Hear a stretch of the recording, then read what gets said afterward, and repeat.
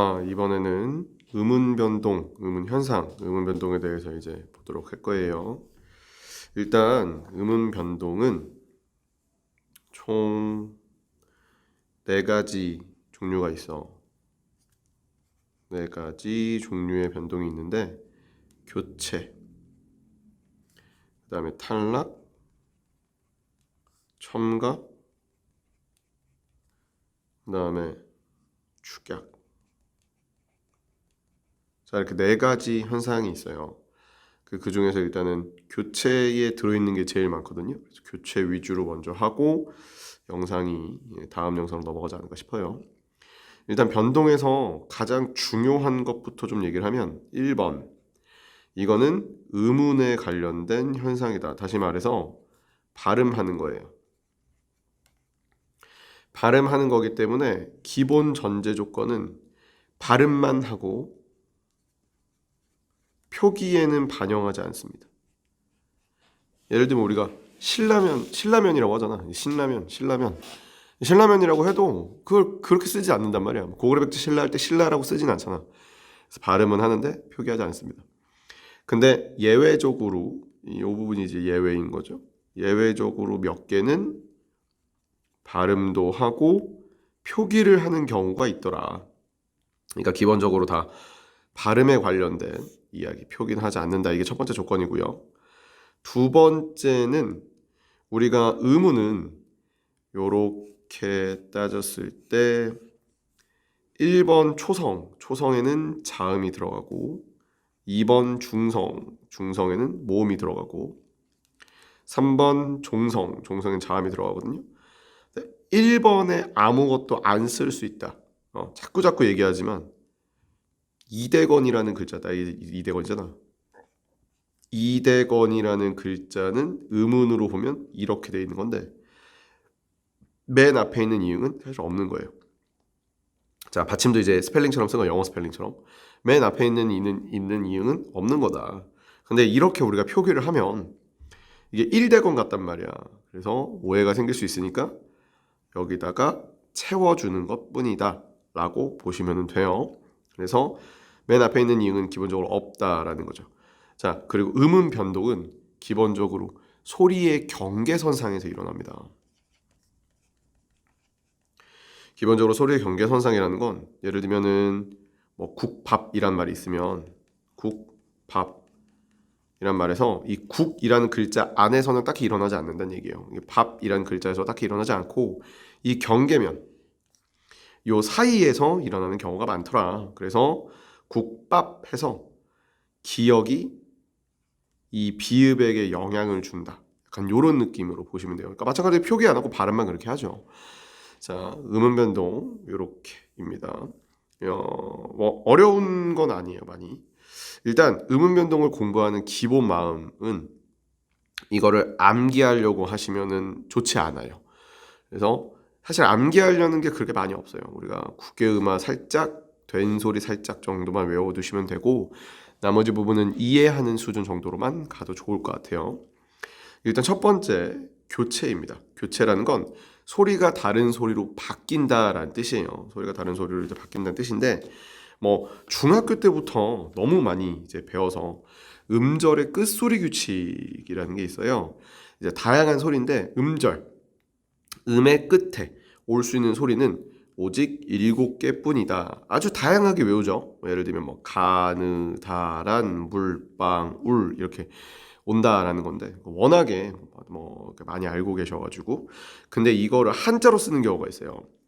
자, 그럼 실제로 바뀌는 거를 보면 뭐 우리가 이제 키읔 같은 경우에는 기역으로 이렇게 바뀌거든요.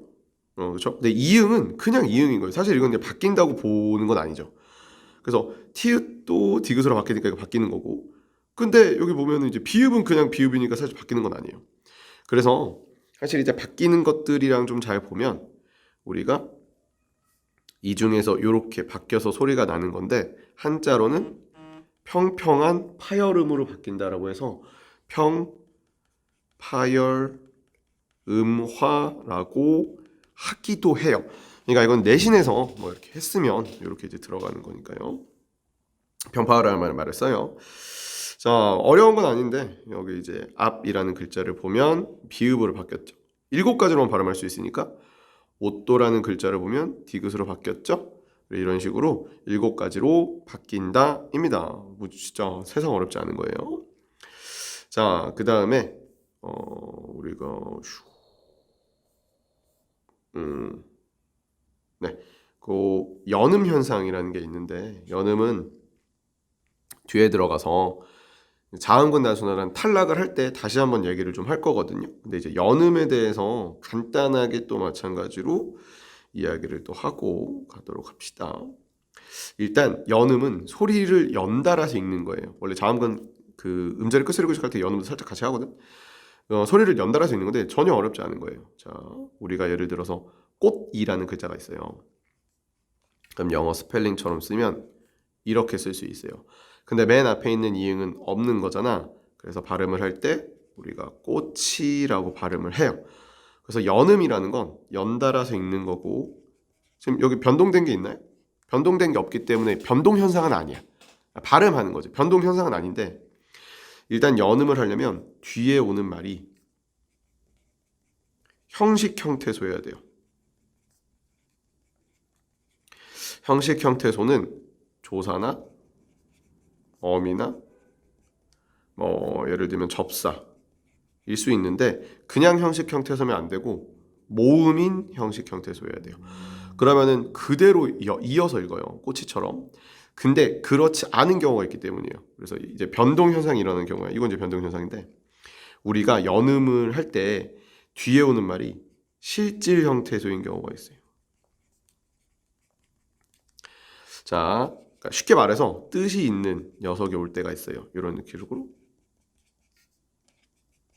이렇게 위라는 말은 뜻이 있잖아. 이런 경우에는 대표음으로 바꾼 다음에 그 다음에 이제 연음을 시키거든요. 무슨 말이냐면 이걸 이제 써볼게요. 자, 맨 앞에 있는 이응은 없는 거예요. 그럼 꼬취라고 하지 않고 얘를 대표음으로 바꿔요. 대표음으로 바꾼다는 얘기는 끝소리 현상을 적용을 해서 이제 치읓 같은 경우니까 이제 디귿으로 바꿔주거든요. 이 상태에서 뒤로 올려서 꼬뒤가 되는 거예요. 근데 이게 사실 진짜 별거 아닌데 우리가 이걸 발음할 때는 누구나 다 좋다 그렇게 발음하거든. 근데 이걸 글자로 적으면 헷갈려 한단 말이야. 예를 들면 봐봐. 귤 아래라는 말이 있어요. 그럼 얘를 발음을 적으면 그대로 그러니까 리을은 끝소리를 적용하지 않으니까 그대로 이제 이렇게 쓰거든요. 그래서 이렇게 써놓고 보면 되게 이상해. 귤아래 일본말 같기도 하고 일본말 좋다 귤아래 약간 이런 느낌이라 가지고 글로 적어놓으면 이상할 뿐이에요. 자, 그래서 뒤에 오는 말이 실질 형태소면 끝소리로 바꾼 다음에 이제 올려준다라는 거고 겹받침인 경우가 있어요. 예를 들면 이렇게 겹받침인 경우에 하나만 올려줍니다. 그러니까 절대로 이렇게 하시면 안 돼요. 요건 안 돼요. 그러니까 닭이에요, 닭이. 닭이 이렇게 우리가 발음할 때 야, 닭이 움직여. 이건 우리가 잘못 발음하고 있는 거예요. 닭이 움직여 이렇게 발음해야 되거든. 그러니까 이런 것들은 우리가 많이 헷갈리는 것들은 문제로 잘 물어볼 수 있고 이건 뒤에서 겹받침 할 때 다시 얘기하겠어요. 근데 이것도 어려운 게 아닌 게 영어 스펠링처럼 쓰면 자, 맨 앞에 있는 이응은 없는 거죠. 되게 자연스럽게 닭이라고 발음할 수 있어요. 자, 그래서 이렇게입니다. 자, 그 다음에 이제 순서. 우리가 이건 자음 동안 얘기하고 순서 얘기하면 되겠다. 자, 그래서 이렇게 우리가 연음 현상도 있다고 합니다. 자, 그리고 비음화라는 게 있는데 비음화의 공식을 외우는 친구들이 가끔 있어요. 공식을 굳이 외울 필요가 있나? 비음화는 발음하면 다 우리가 그렇게 발음합니다. 아주 예외적인 경우로 제가 다 발음을 하기 때문에 그렇게 어렵게 생각을 안 하셔도 돼요. 비음화는 우리가 앞에서 음운을 들었으면 그러니까 심플해요. 공식은 비음이 아닌 것들이 비음이 아니라는 건 파열음이나 마찰음이나 파찰음이나 유음이나 이런 비음이 아닌 것들이 비음화 비음으로 발음을 하는 걸 이제 비음화라고 해요. 그럼 이제 우리가 알아낼 건 비음에 뭐가 있냐 정도만 알아두면 되겠죠. 비음에는 이응, 니은, 미음 이렇게 세 가지가 있습니다. 그러니까 어떤 말이 이응, 니은, 미음으로 바뀌어서 발음을 하게 되면 비음화가 일어나요. 자, 조금 확대해서 보면 국물이잖아요. 근데 읽으면 국물로 읽어요. 이응으로 바뀌었죠? 비음화라 그래요. 듣는이란 말을 보면 듣는, 니은으로 바뀌었죠? 비음화라 그래요. 입만이란 말을 보면 입만이라 그랬죠? 비음화라 그래요. 자, 근데 우리가 조금 헷갈려하는 게 이제 나에 해당하는 경우예요. 자, 지금 왜냐면 얘는 한 번 변한 게 아니라 두 번 변합니다. 그러니까 두 번 변하는 경우들이 있어요. 그래서 이제 비음화는 다른 건 별로 어렵지 않은데 이렇게 여러 번 변하는 경우만 조금만 좀 조심했으면 좋겠다라는 거예요. 자, 붓는 이렇게 들어가서 일단 음절이 끝스르기칙으로 디귿으로 변해요. 그 다음에 비음이 아닌 녀석인데 니은인 비음으로 변했기 때문에 비음화가 일어나는 겁니다. 자, 그러면 교체가 두 번 일어났죠. 굉장히 많이 물어보는 거예요. 빛만도 교체가 두 번, 시냇물도 교체가 두 번. 그러니까 요것만 조금만 조심하시면 돼요.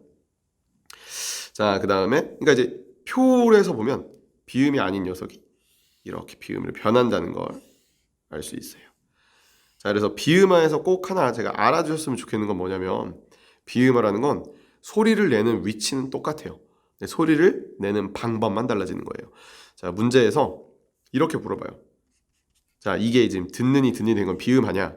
그러면 이제 문제가 너무 쉬우니까 음운하고 합쳐가지고 소리를 내는 방법이 달라졌냐? 이렇게 물어볼 수 있어요.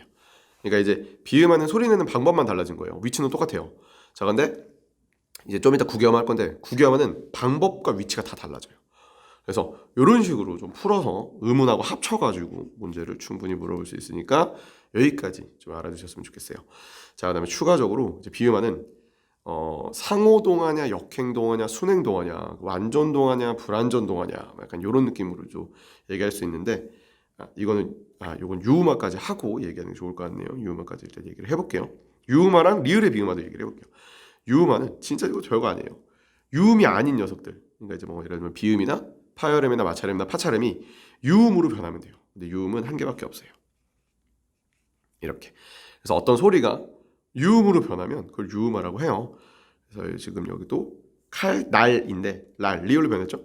별림인데 리을로 변했죠. 물놀인데 여기도 그러니까 이 얘가 아니에요. 여러분 얘가 아니에요. 되게 조심하셔야 돼. 아니에요. 이거는 밑에 있는 리을이 올라간 것 뿐이에요. 맨 앞에 있는 이응은 없다 그랬어요. 요게 아니고 요 친구. 요 친구가 리을로 변한 거예요. 그래서 물놀 할 때. 이게 이제 진짜 어렵지 않죠. 자, 근데 이 상태에서 리을의 비음화라는 게 있어요. 그러니까 일반적으로 리을하고 니은하고 만나면 둘 다 리을이 돼요. 니은하고 리을 순서가 박혀 있어도 둘 다 리을이 돼요. 근데 리을하고 니은하고 이렇게 만나는 경우인데 비음화가 돼. 다시 말해서 니은, 미음, 이응. 일반적으로는 니은으로 변하거든요. 그래서 요 경우가 니은 해서 이 리을이 니은으로 변하거나 이 리을이 니은으로 변하는 경우가 있어요. 그럼 리을의 비음화라고 불러요. 왜냐하면 유음이 비음으로 변했으니까요. 대표적인 예시로는 의견란. 그러니까 이제 니은 잡아 칼날 보면 리을 니은인데 둘 다 리을로 변했잖아. 그럼 이 의견란이라는 글자도 사실은 의결란이라고 해야 되는데 그렇지 않단 말이야. 이 글자는 의견난 해서 니은으로 얘기를 해요. 이 뒤에 있는 이거도 생산양, 요 뒤에 있는 거도 이거 진짜 많이 나와요. 권력이라고 하거든요. 리을이 되거든. 근데 세 글자인 공권력은 일단 공권 된 소리 되고요. 력해서 니은이 돼요. 그래서 이걸 리을의 비음화라고 하는데 한글 맞춤법 표준 발음법 규정을 보면 정확한 이유가 적혀 있지는 않으나 거의 대부분 이렇게 돼 있어요. 한자어와 한자어가 만날 때 리을의 비음화가 일어나요. 그래서 한자, 그러니까 한글 표준 발음법이 이렇게 돼 있거든요. 그래서 이게 한자어예요. 다 한자어거든요. 그래서 한자어가 만날 때 리을의 비음화가 된다. 그리고 기본적으로 다 세 글자예요. 자, 요런 느낌으로 좀 보셨으면 좋겠습니다. 요렇게 리을의 비음화까지 알면 거의 뭐 이제 유음화 비음화는 마스터죠. 자, 이 상태에서 한 가지만 더 해보면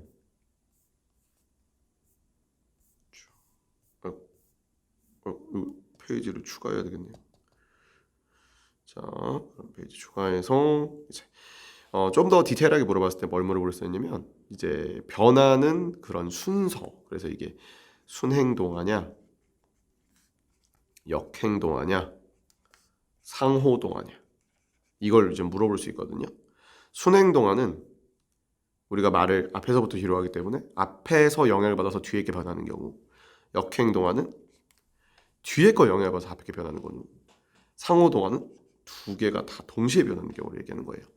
자, 그리고 여기 이제 위에 비음화의 예시가 있는데 어렵지 않아요. 보시면 국물이란 글자는 불었으면 이렇게. 그럼 경계면에서 일어난다 그랬잖아요. 그럼 미음이 이 기억에 영향을 줘서 이음으로 변해요. 국물이 되거든요. 동화현상이야. 발음을 비슷하게 하기 위해서.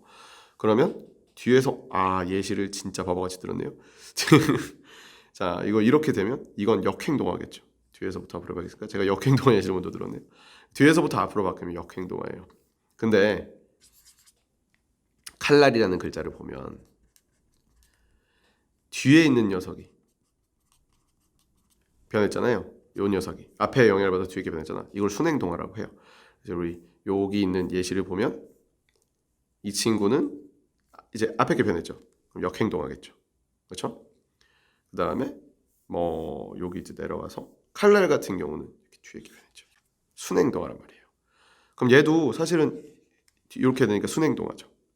됐어요? 자, 광한루는 이렇게 변했으니까 역행동화죠. 천리도 역행동화죠. 그러니까 이게 앞이냐 뒤냐 정도예요.